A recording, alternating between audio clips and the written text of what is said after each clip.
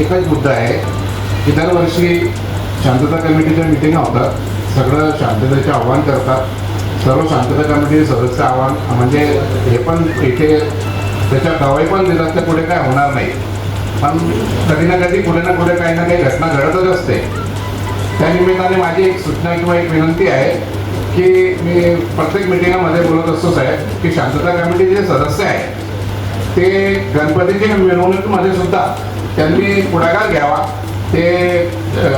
जे मिरवणूक आहे त्याच्या पुढे ते शांतता कमिटीचे सदस्य चालायला पाहिजे आणि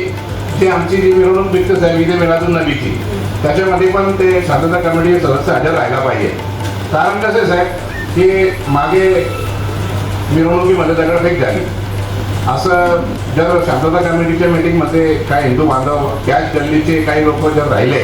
तर ते दगड मारणारे थोडं विचार करतील की नाही होय याच्यामध्ये आपले पण लोक जाऊ द्या. आणि आमचे मुसलमान समाजाच्या मध्ये जर गणपतीची मिरवणूक राहिली आणि आमचे लोक जर पुढे राहिले तर ते आमचे पण जे आहेत विघ्न लोक ते विचार करतील की हो नाही दगड मारू नका.